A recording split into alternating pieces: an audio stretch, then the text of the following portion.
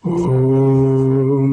निरञ्जनं नित्यम् अनन्तरूपम् भक्तानुकम्पाधृतविग्रहं वै ईशावतारं परमेशमिड्यं तं रामकृष्णं शिरसा नमाम जननीं शारदां देवीं रामकृष्णं जगद्गुरुं पादपद्मे तयो श्रुत्वा प्रणमामि मुहुर्मुहुः नमः श्रीयतिराजाय विवेकानन्दसूरये सच्चिद्सुखस्वरूपाय स्वामिने तापहारिणे.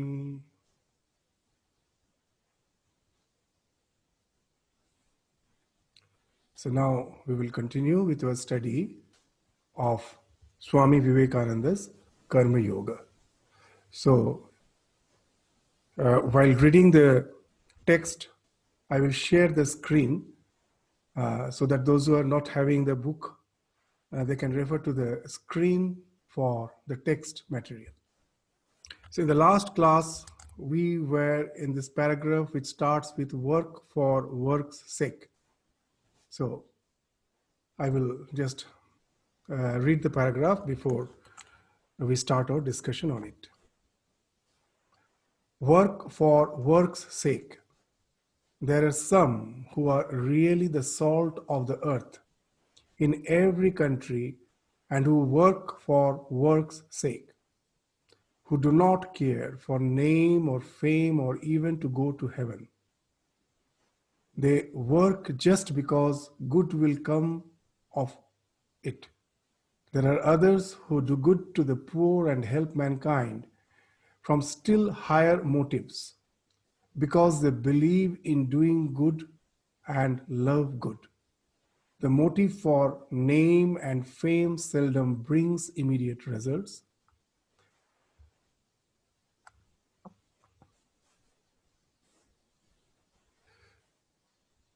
As a rule, they come to us when we are old and have almost done with life.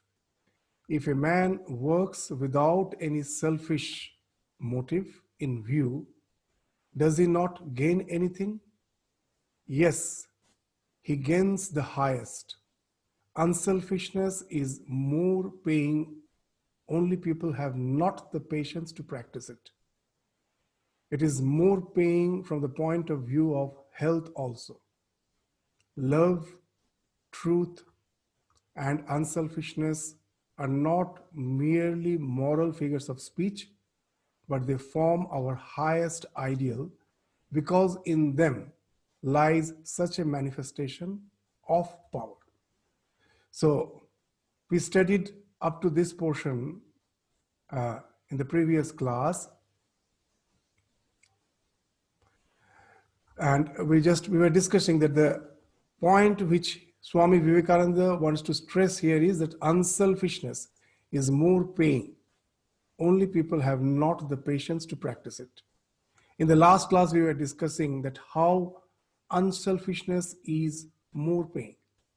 Now, what actually is unselfish action?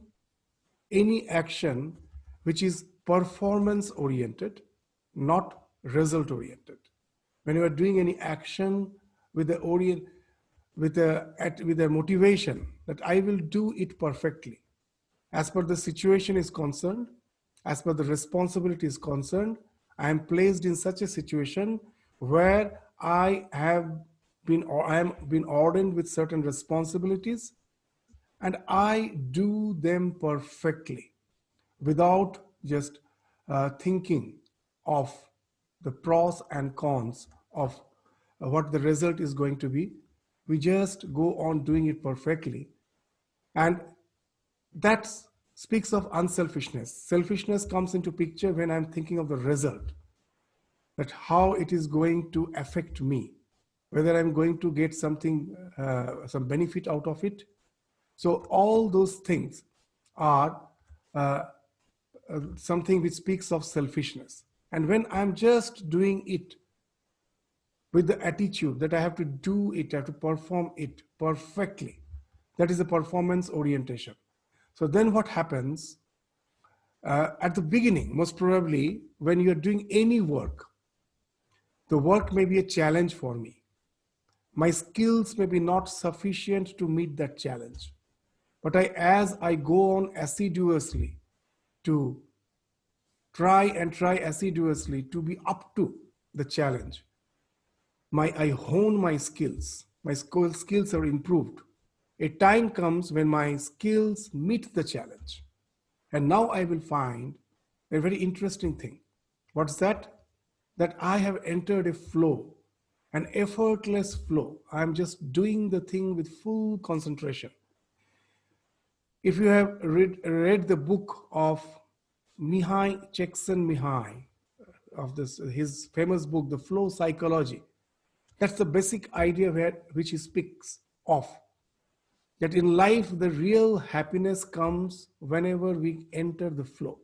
Whenever we have some challenges, our skills gradually develop, and when it reaches to that optimum level where I can meet the challenge, then I enter into a flow.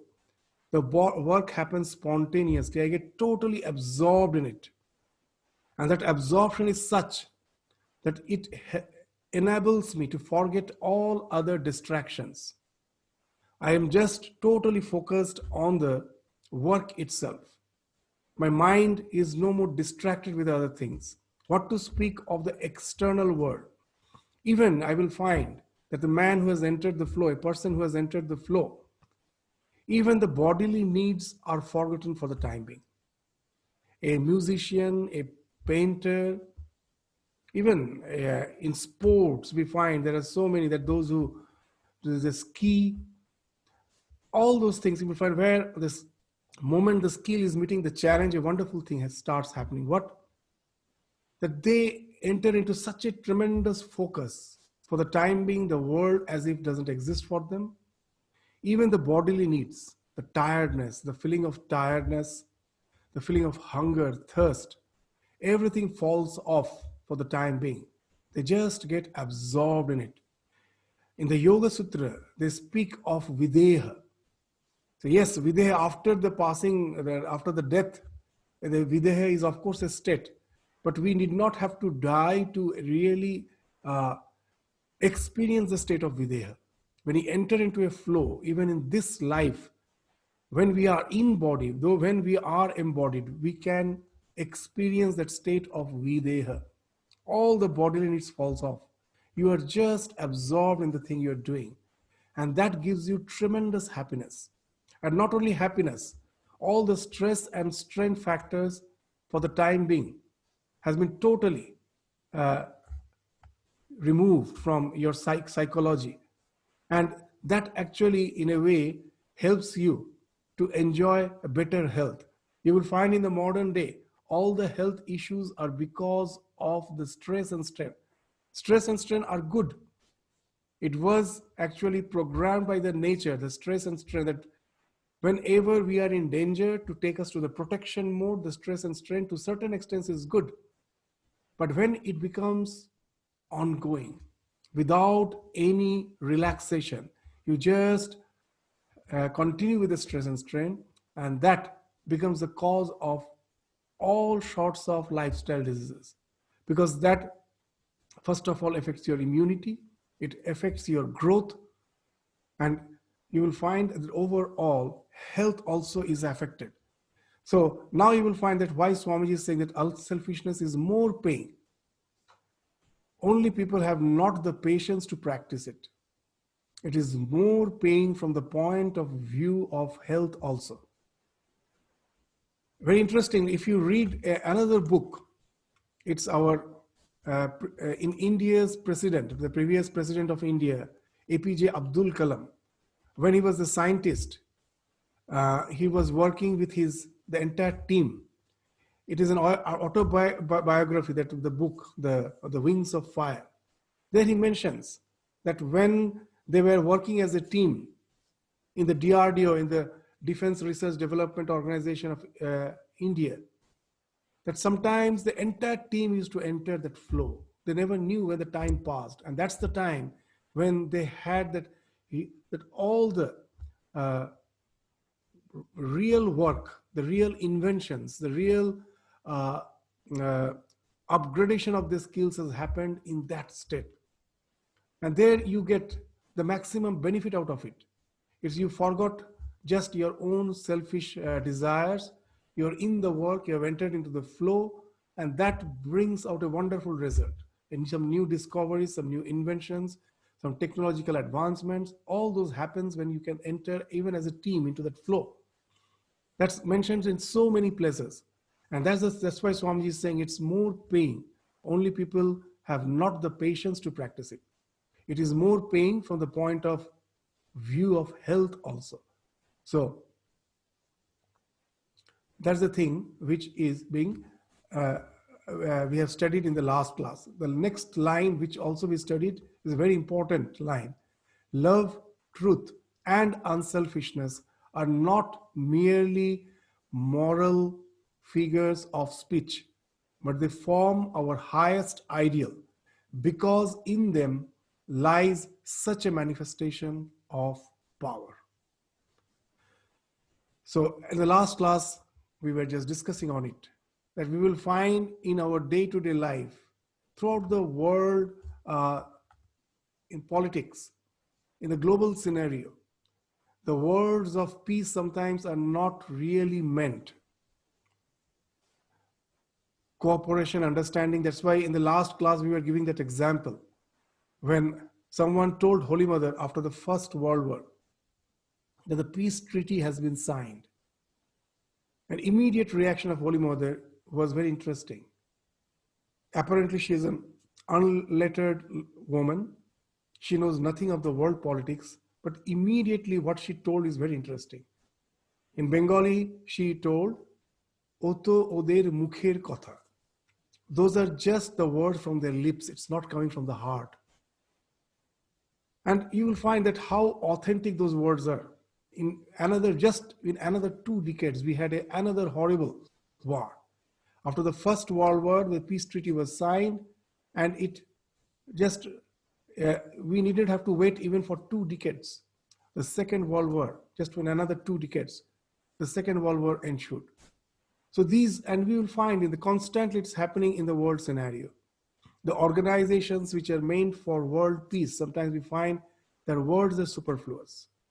In the entire world, we find that scenario, that if it comes from the heart, then it really is going to have some wonderful effect as per the global peace is concerned.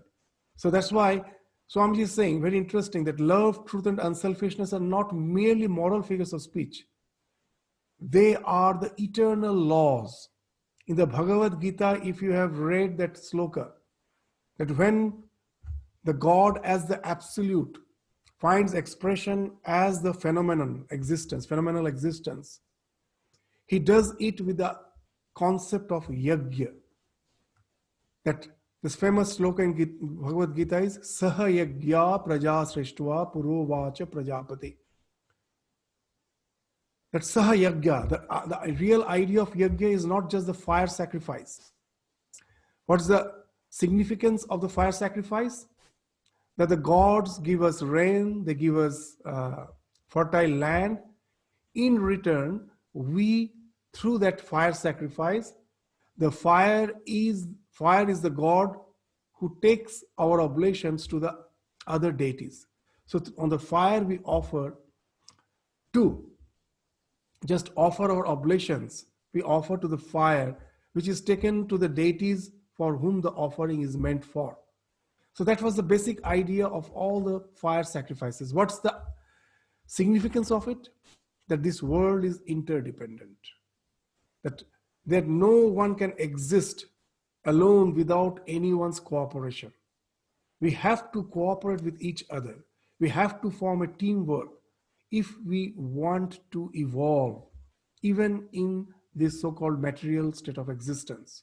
That's the basic law of existence. That's the yajna, the concept of yajna. So If we don't adhere to that, if we think through competition, I will excel over others and exploit others, I am going to just accrue the results, the bad effects out of it. It may not be immediate, but in very near future, we will find that we can never excel with that type of ideas.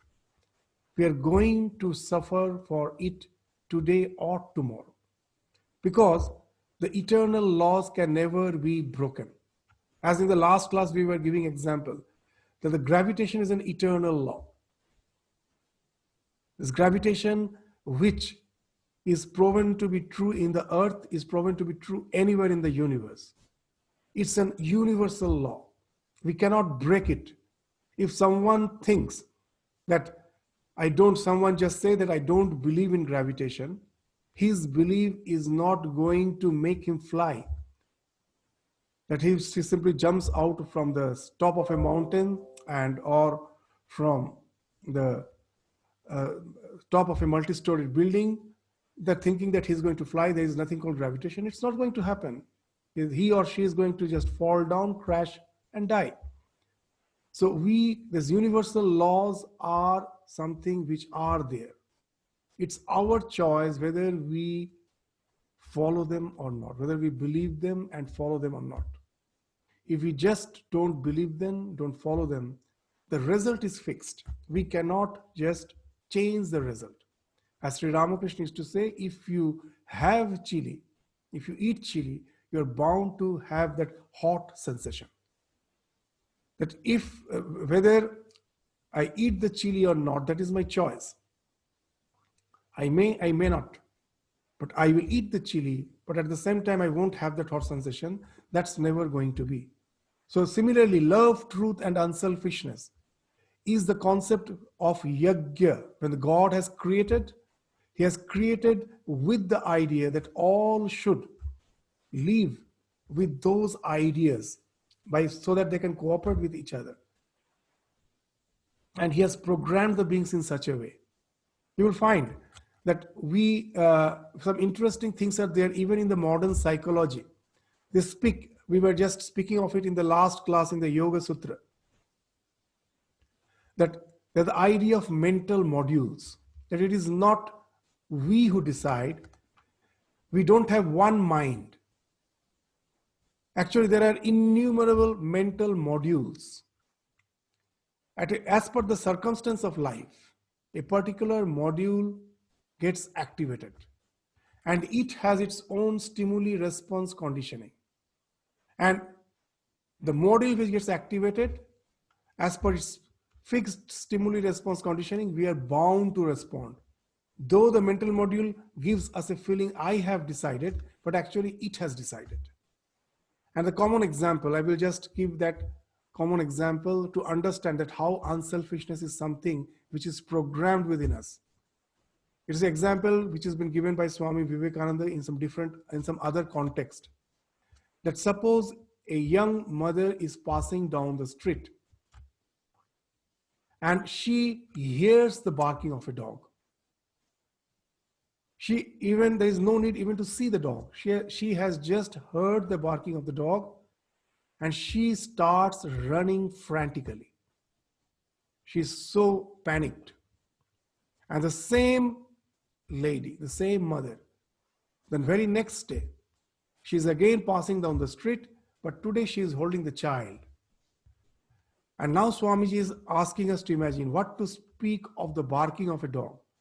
Even if a lion springs forth in front of them, today you will find the same lady who was even afraid of the barking of a dog. Today she has a tremendous courage. She is facing the lion, guarding the child. She is even ready to give her own life to save the child.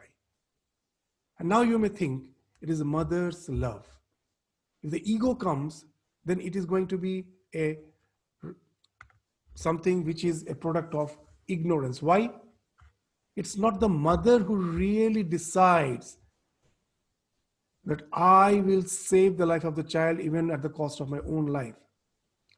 The previous day, when she was alone, the mental module which is called self-protection module, self-preservation module, that was activated. That yes, there's a danger, I have to save myself. And in that self-protection module, the response was, whatever the stimuli may be, the barking of the dog or whatever, the response is run. And she ran. The next day, when she's with the child, very interesting, we are just the tools of nature.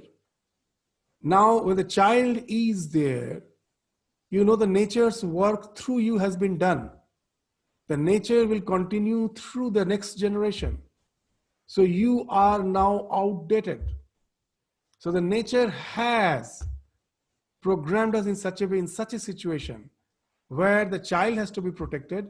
Today, the self module, that mental module won't be activated. The child protection module will be activated.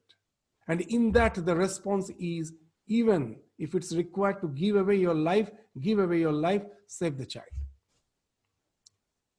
So now you will find that how God through the Prakriti has devised the creation. It is one example. Everywhere it's there. Even when I am passing through the street, I see someone in need, a beggar. And suddenly I just put my hand in the pocket and whatever, a few pence or whatever it may be, I give that person. I may feel out of ego that it is I who have the compassion. But if you really sit down and calmly think of that compassion, from where it came, do you really, it is you who has built up that compassion? Seeing that person, suddenly that compassion came. How?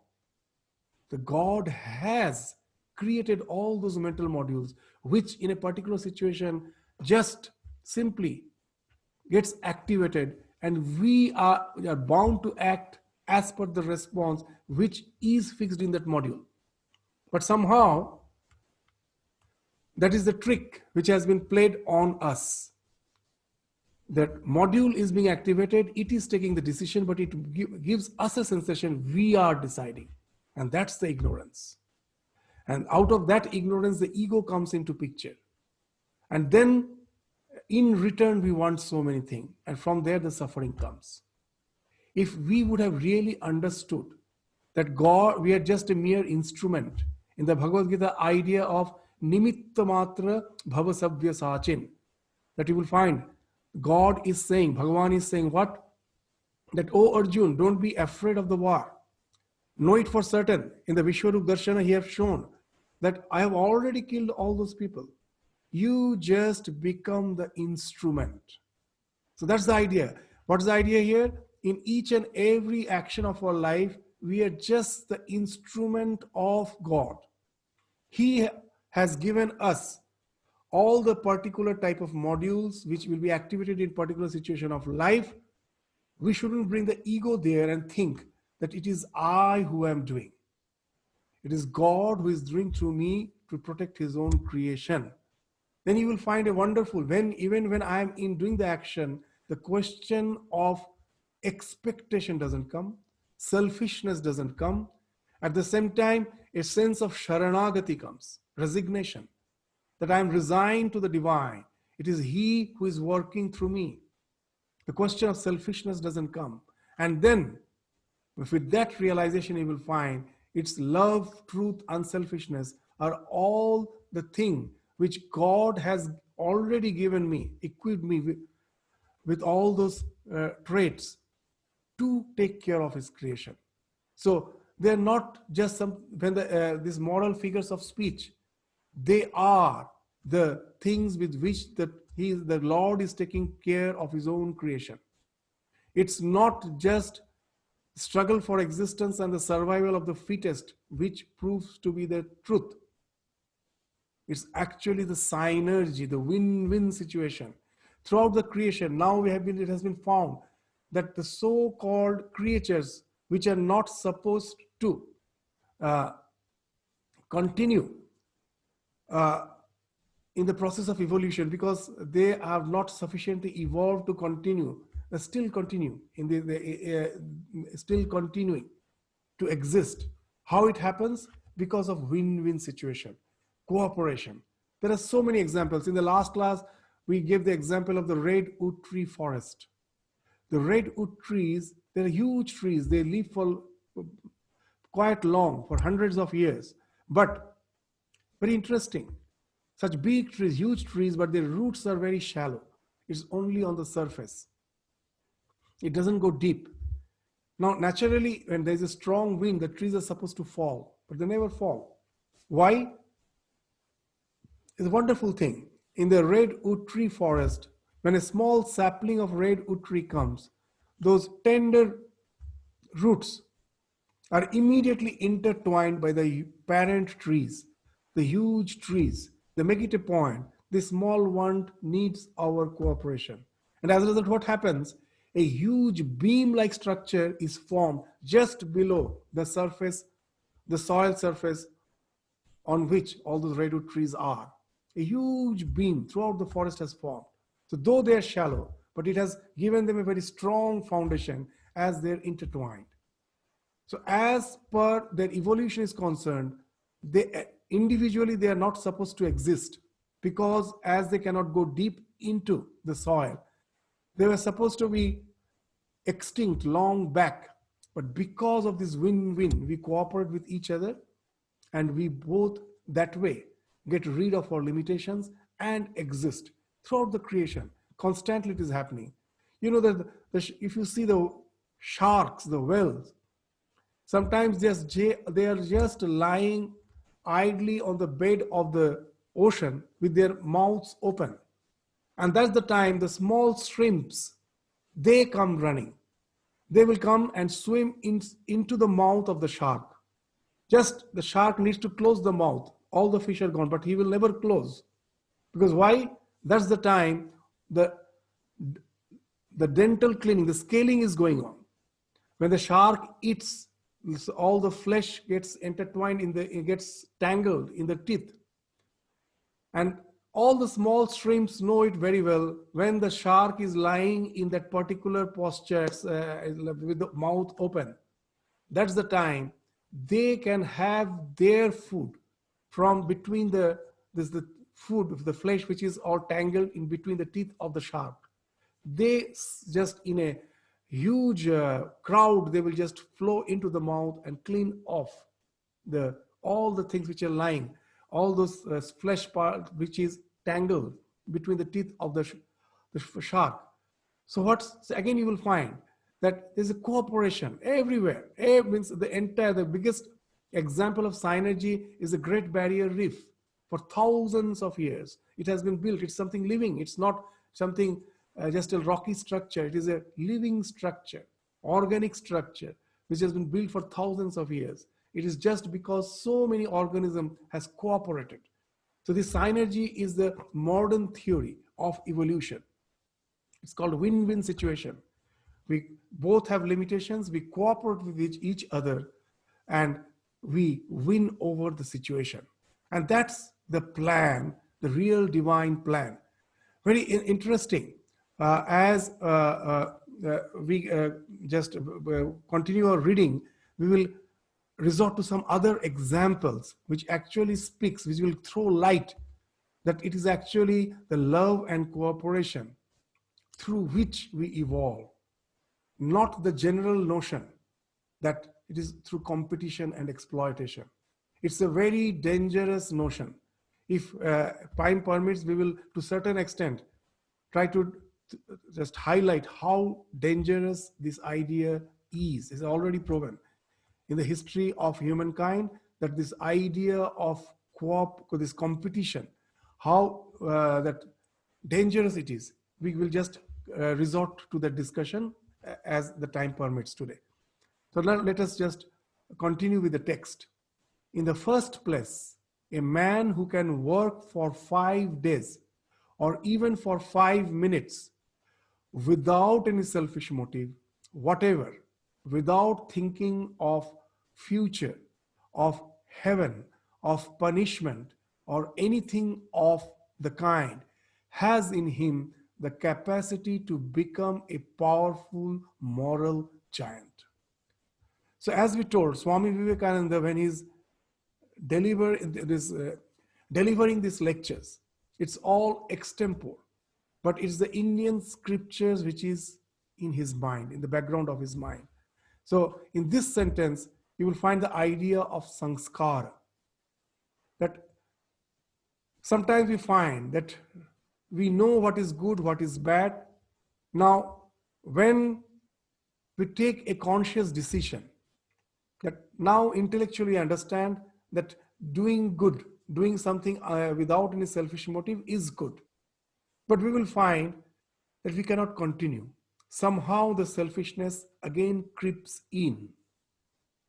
So now that disheartens us, that my nature is such, my disposition is such, it doesn't really allow me to continue with my unselfish action. Then what's the way out? So here that's why Swamiji is saying. So that don't get disheartened, that again and again we go back to our old ways of living. So whatever is possible, start with that. In the first place, a man who can work for 5 days or even for 5 minutes. So start with that without any selfish motive whatever, without thinking of future, of heaven, of punishment, or anything of the kind, has in him the capacity to become a powerful moral giant. In Yoga Sutra, they speak of parinama. The mind is something which constantly is transforming. How the transformation happens? Now, that we are aware only of the conscious mind, but there is something called the unconscious mind, the subconscious mind. It is full of sanskaras, latent impressions. The conscious mind gets agitated in two ways. How? Let us think the surface of a lake, of a reservoir, is our conscious mind. I can disturb that surface in two ways. I can go on pelting stones on it and the surface gets agitated. This pelting stone actually speaks of all our conscious thoughts, of all our perceptions through the five senses. Throughout the day, whatever we are perceiving through the five senses, whatever we are consciously thinking, they are like the pelting of stones on the surface of the lake. And the lake visibly gets agitated. The mind is agitated. That's one way. The another way, now and then, the bubbles from the bottom of the lake, they just come up and burst on the surface. That's another way of agitating the surface of the lake. So now, what is those bubbles? They are all the sanskaras, which in the form of memory, now and then is coming and disturbing our psyche. So what happens? All the conscious effort seems to be very, very weak in comparison to all those latent impressions, which is in my subconscious mind. Constantly they are bubbling up and they're extremely forceful, extremely forceful. They just throw out all our conscious efforts. We cannot continue with it for long. And that disheartens us. Then the question comes, how really we can progress if that's the situation in spiritual life? Now, the scripture gives a very nice indication. What? That all the things which are hidden in my subconscious mind, at certain time, either in this life or in some previous life, was actually done or thought of consciously. That how the latent sanskaras are formed, anything I think consciously, anything I perceive consciously, that is not lost. That goes deep into my subconscious mind and remains there stored as the sanskaras. So if in the past, all because of ignorance of those wrong ways of life have got converted into my sanskaras and is in my subconscious mind, constantly bubbling up in my conscious mind and disturbing me, I should always remember that each and every conscious attempt is not lost. Yes, maybe I cannot continue for long. Again, I resort back to the old ways because the subconscious is so strong. But each and every conscious attempt is not lost. It is getting converted into a good sanskara. Though it is very subtle, though it is very small quantity, it is getting stored. Slowly and slowly it is getting stored. It is not getting lost.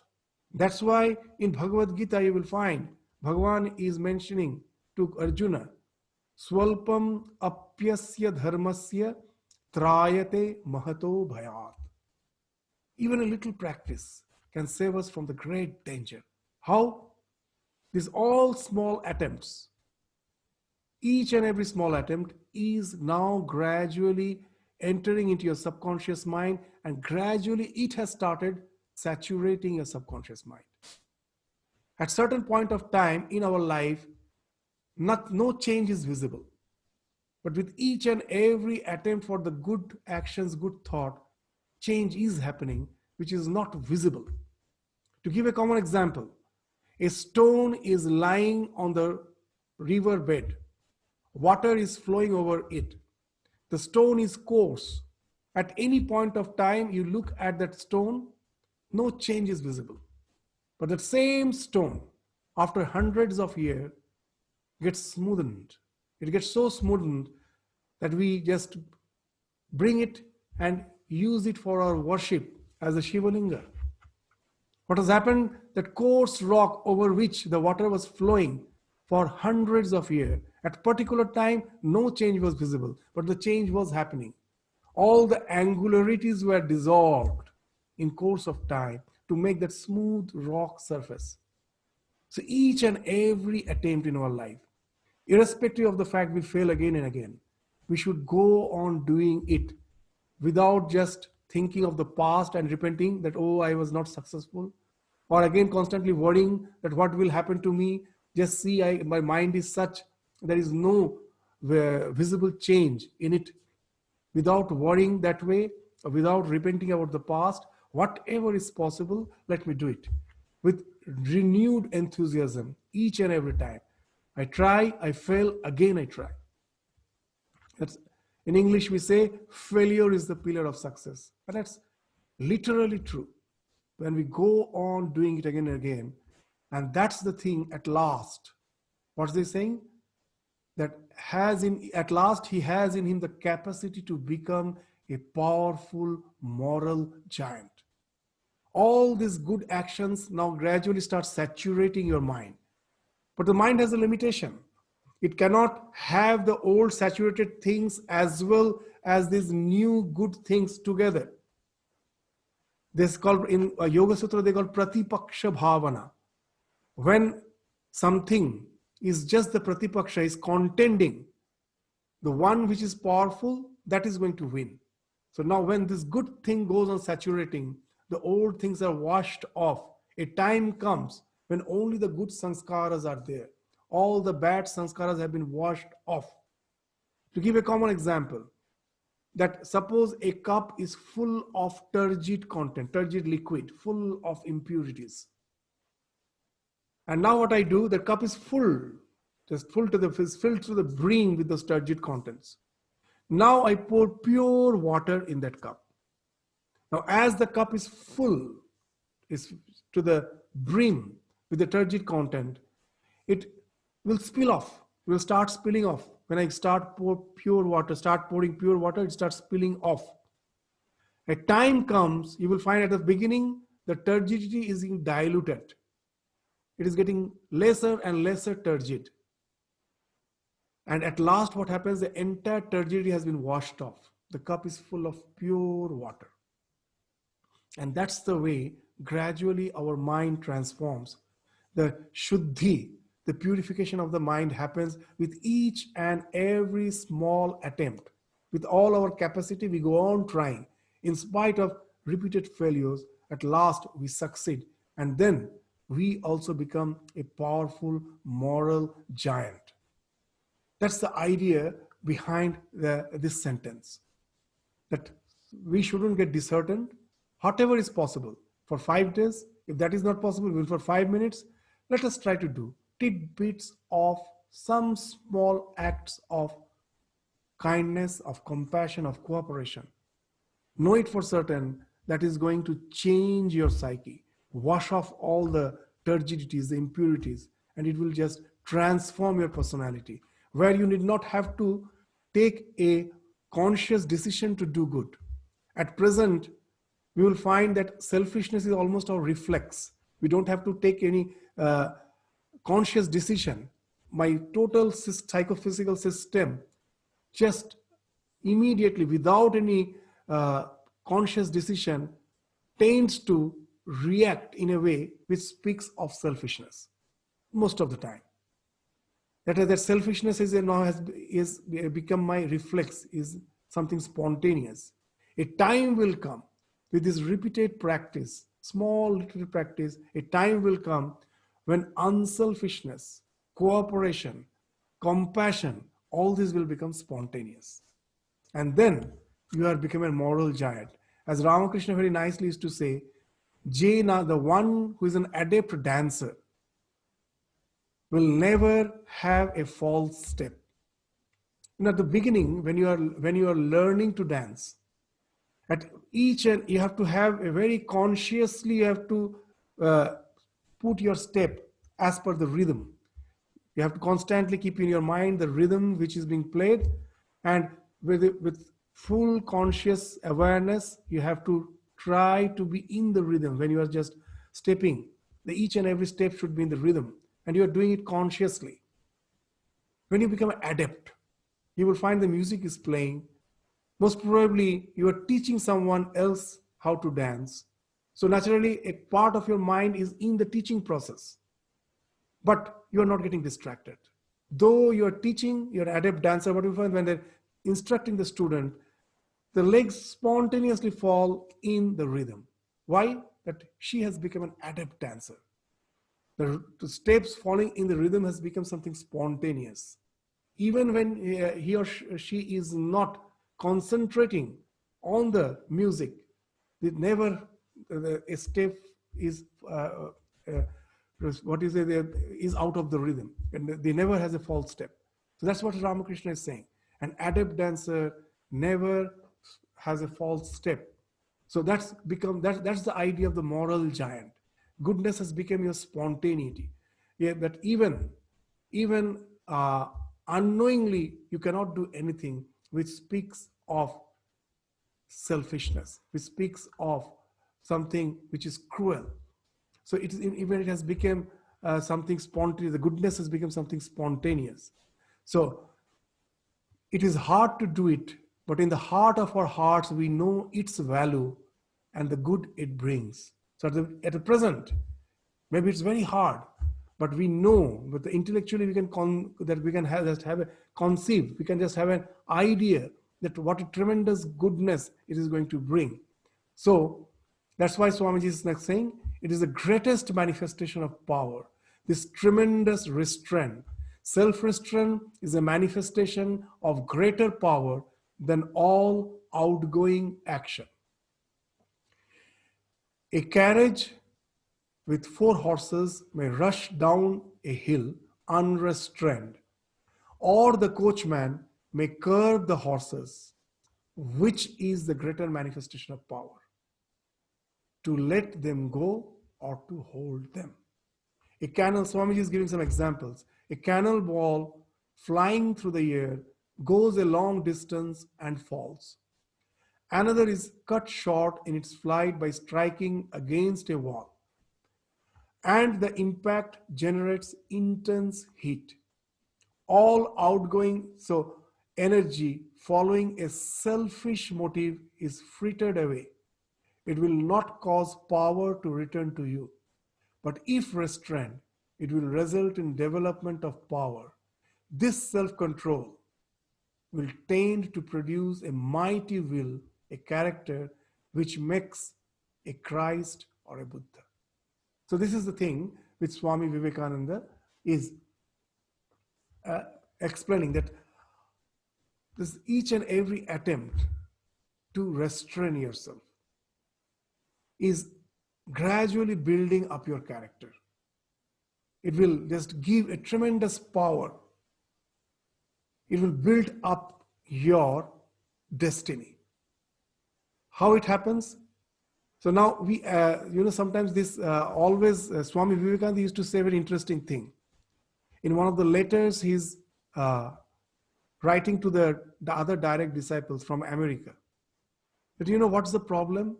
The scripture speaks the truth, But why it doesn't appeal to the majority?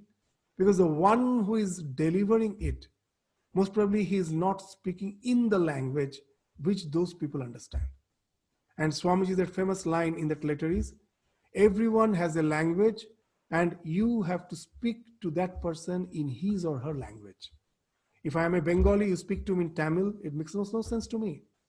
And that's the thing which happens in spiritual life. The spiritual truths are great, but sometimes when we are trying to deliver it, it becomes so abstract that sometimes it makes no sense. So that's why we take the help of some contemporary examples to really elucidate the ideas which has been spoken of. So let us take the example of the marshmallow experiment, the famous, to understand these lines.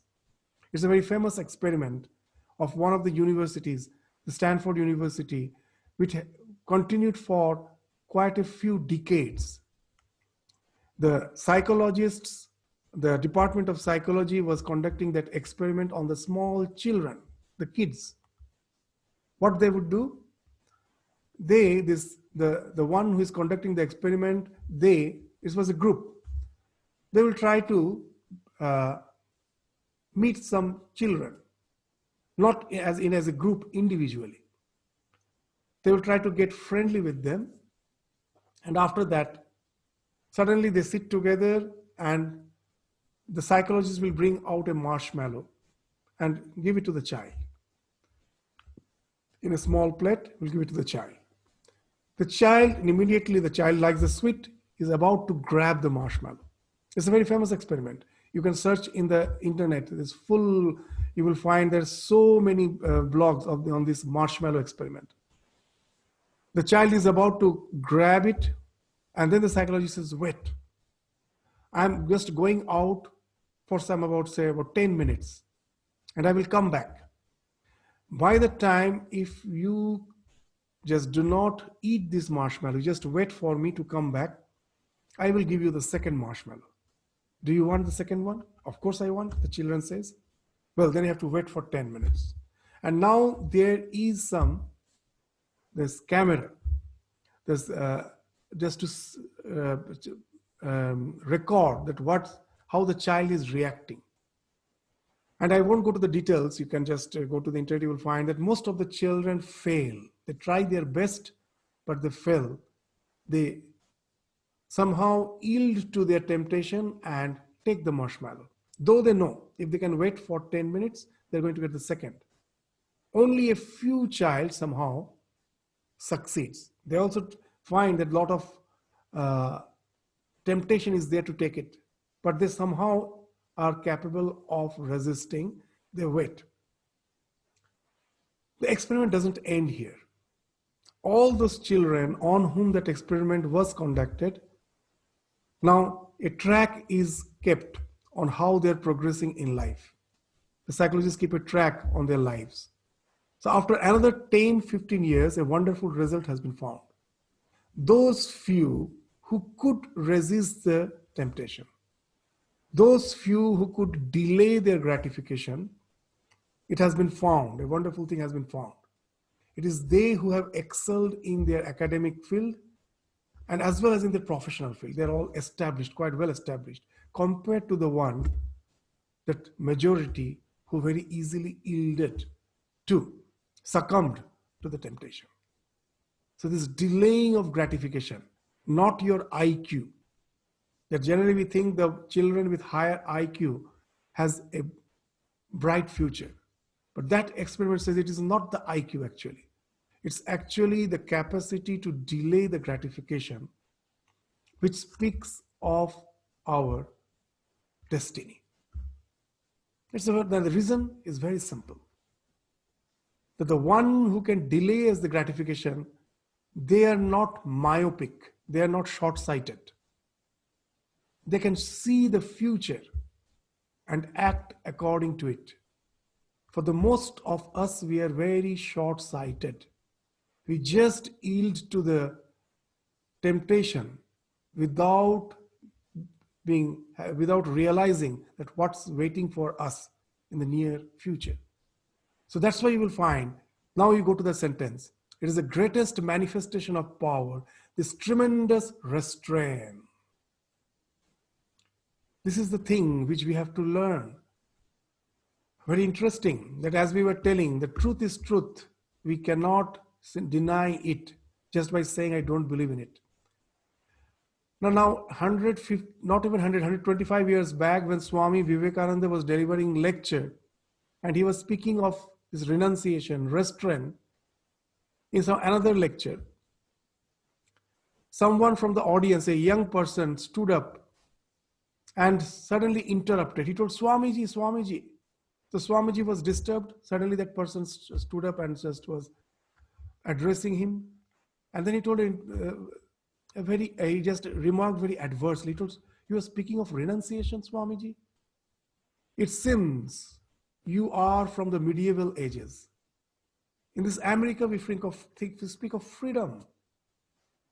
All this renunciation doesn't hold good for the present situation. It is an idea from the medieval ages, as if. And as Swami Vivekananda was interrupted, for some time he just lost the track. He was just pacing up and down the dais, and then he addressed that person, specifically that person, and told a very interesting thing, which is not in the lecture. It is as if an off quote, and it was addressed to that person, but it is recorded in the history. It's in the new discoveries of Swami Vivekananda, where it's a research has been done in all the Swamiji's works in the West, and it's a huge book of 6 volumes of Mary Louise Burke. There it's mentioned, this incident is mentioned, where Swamiji just addresses that person by saying something very significant. What he's saying? Prattle, babes, prattle. Prattle, babes, prattle. Yours is just 200 years civilization. Have a civilization as old as ours. Then you will understand the true purport of renunciation or restraint, whatever you may say. What he's saying is very, very significant. Prattle. It's just like, even in the present day, that in our day-to-day life, in our house, the child has grown up a bit, is a teenager going out of the house for something the parent doesn't know, and the parent asks, where are you going? And tries to desist him or her. And the child immediately retorts back by giving a big lecture. But you are outdated, you don't know the present trend, these are all okay. And gives a huge lecture. At last the mother finds it's almost impossible to convince the child, and he will find she is speaking the same language as Swamiji. Prattle. Prattle means speaking useless words. Prattle, babes, prattle. You are all babies. You are just 200 years civilization. The way we say to a child, you are small. You don't know the ways of life. That's why Swamiji is saying to the entire civilization that as if they are babes. Prattle, babes, prattle. Yours is just 200 years civilization. Have a civilization as old as ours. Then you will understand the purport of renunciation. Very interesting. I just indicate this in many of the places. I saw one movie when I was in India, in IIT Kharagpur. Just I went there to visit, and a particular movie, a documentary movie produced by the American government long back. The name of the movie is 2 million minutes. It's just about half an hour duration movie, documentary movie, meant for awareness campaigning. This movie is shown to the students of the various schools in America. What's the content of that movie? Very interesting. The 2 million minutes. In that movie, what's shown? Now, first thing, the 2 million minutes, if you convert it into hours or days or years, you will find it comes to about 4 years. 4 years is something bit more than 2 million minutes. So it's some 4 years in a student's life, very crucial 4 years. What's that 4 years? From the 9th standard to the 12th standard. That's the time. So you all know how crucial it is. The movie has something to say about that. So in that movie, the movie begins with 3 students who are being interviewed. And they're all in standard 9. The first one is the American student, the second one is an Indian student, the third is a Chinese student. And what's the interview? Each of them was asked individually, what's the aim of your life after 2 million minutes, after another 4 years? Do you have any plans? What's the course you are going to study? So all the three actually are aspiring to become engineers. In that movie they're showing. So the American student says that after 2 billion minutes, after the 12th standard, I want to get admitted in MIT, the Massachusetts Institute of Technology. Well, that's really a very ambitious plan. Very good. Continue. To the Indian student in India, they ask the same question. The Indian student also says that he wants to get admitted in IIT. And the Chinese student also has the same aspiration, to get admitted to one of the renowned technical institute of Beijing. Now they start showing their life in the movie. After the interview, that after 2 million minutes, all have that plan, the ambition to get admitted in the most reputed engineering college of their respective countries. Now, when they show the life, they show that the American student is already a teenager. Now, in America, freedom means freedom of the senses. It's contrast to the idea of freedom, which has nicely been depicted by Swami Ramakrishna, another direct disciple of Ramakrishna. He said that as per the spiritual traditions, freedom means freedom from the senses. But somehow we think freedom means freedom of the senses. There's a big difference. So now freedom for the teenager means freedom of the senses. That the student goes to the school, his or her education is just limited to the going to the school and coming back. The attendance should be there. But rest of the time, the moment it comes back from the school, you'll find that he or she is already busy in partying. They have the kids' party. Every day they have their party. They're going out, having a lot of fun. That life, the American student is saying, is full of joy.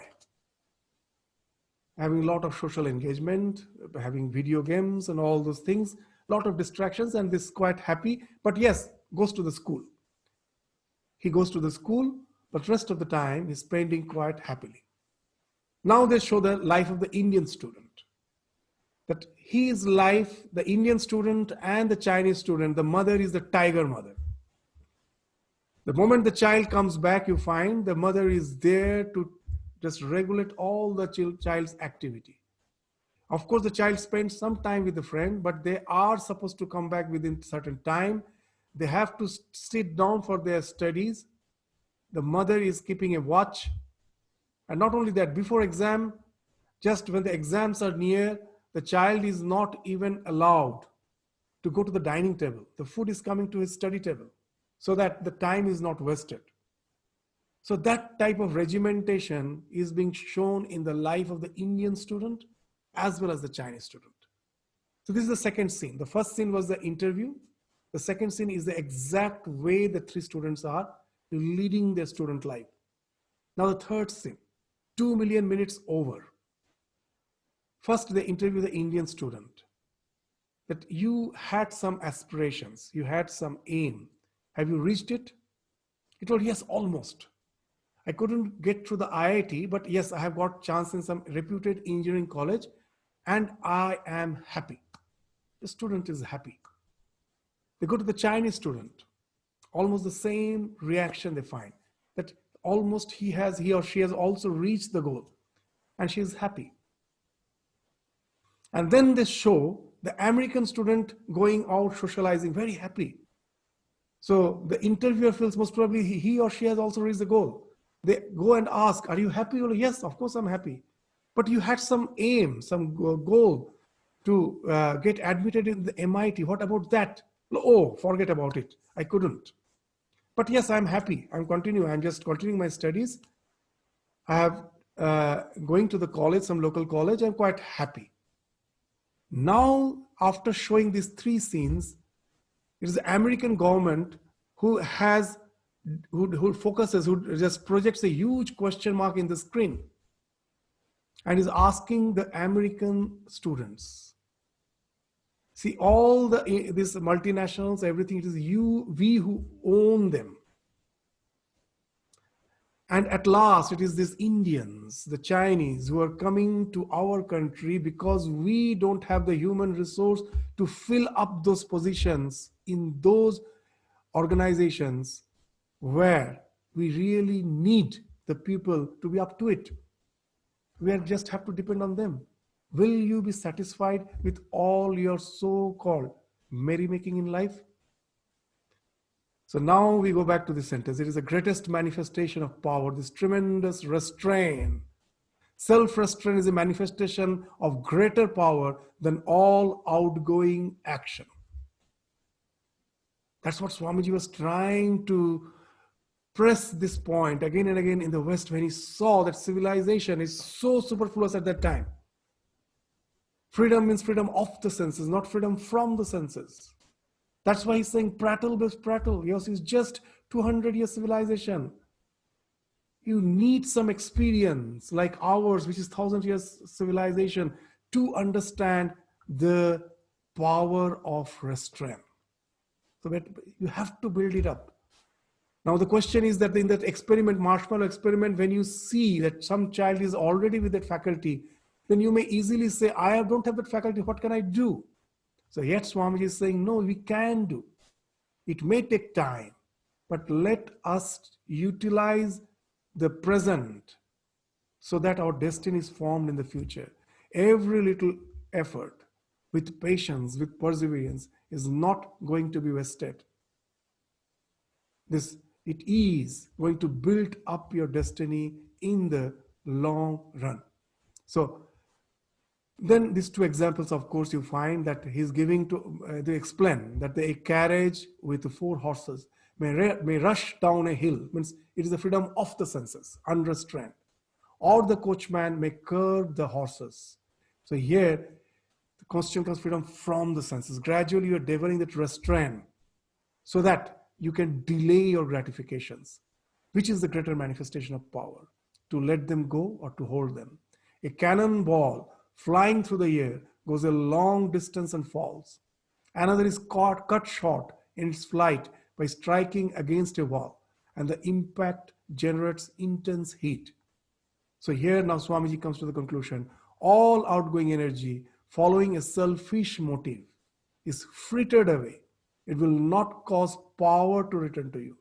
But if restrained, it will result in development of power. This self-control will tend to produce a mighty will, a character which makes a Jesus, a Christ, or a Buddha. So that's how the character is formed. The prophet's soul, in some other lecture, Swamiji is saying, the prophet's soul is already within you. Try to manifest it. In Sanskrit, the 2 words are there, very interesting. Vigraha and Ahangraha. The Vigraha we all know, the deity. In the shrine, we go to any temple, the deity in front of us is a Vigraha. But even those who are from this Hindu background, from the our Indian background, very few have heard of the term Ahangraha. It is also there in our scriptures. What is Ahangraha? When I'm standing in front of the Vigraha, I impose all the good qualities in that and think that I am a very poor creature. Oh Lord, forgive me for all the misdoings. And there ends my spirituality, by imposing all the goodness to the deity, that's the Vigraha. Ahangraha is something internalization. I am the deity. The deity is within me. All the dirt has to be the way the temple is kept clean. Why it is kept clean? Because the deity is there. The living deity is there. The deity which is there is not just made of stone, it is living. So to fill the presence of the divine there, it has to be kept spick and span, clean. All the holy thoughts should be thought there. It's no unholy thought should be thought of there. We should go with a clean mind, keep the place clean. The same thing, this temple, which is full of dirt, has to be clean because the deity is there within. So this is the ahangraha. So by this, gradually the Christ, the Buddha which is within me, that will be manifesting. Still I remember that in India, when we used to go to the various schools to meet the small children, now to speak to them in their language becomes very difficult. We used to say that, that all the power is within you. You have to clear the dirt of ignorance, and then the power will be revealed. And then we told we can immediately prove it to you, just now. And then we used to ask the students who were sitting, small children, will ask, just without any reason, we used to ask, will you please raise your hands? A very interesting thing now you see. There's a big question mark in their face, that why the teacher is asking, why the one who came just to speak to us is asking us to raise the hand. So first you find no one is raising the hand. Then when you go on insisting, suddenly we find a few of the children are just raising a little. And then we ourselves raise the hand fully. As you see, how nice this I can raise the hand fully. Raise it. Then gradually we find that all are raising the hand. And then we used to say, see, at the very beginning itself, you all had the power to raise your hand just like Chaitanya Mahaprabhu, straight up. But what desisted you? There's a big doubt why he is asking. And then the fear that what the others, suddenly he has asked and I raise my hand, what others will say? Oh, I'm a fool. Just someone comes and asks you to raise the hand you have raised. So the doubt, the fear, all those hesitations, these are the mud. You remove that, you all had the very instant we asked, you could have done, you had that power. But why you don't manifest? All the dirts are there. So the Christ, the Buddha is that power. The manifestation of it is just the removing of the dirt. And that we find that the destiny at last makes you a huge moral giant, just the way the Christ, the Buddha have proven in the human history to be the big moral giants. So that's the idea which has been spoken of here by Swami Vivekananda. So sometimes, when we are discussing, many stories come to the mind. So let us stop today. We are already, past the time. We will next day again start from here. We will just depict a real incident to explain that the manifestation of the Christ and Buddha which is within us. It happened, there's a story, wonderful story, a real incident of Thailand. I will just relate that, and then we will proceed. This chapter is almost over. We will proceed to the remaining portion and try to cover it up in the next 1 or 2 classes. So with this, we stop our discussion today.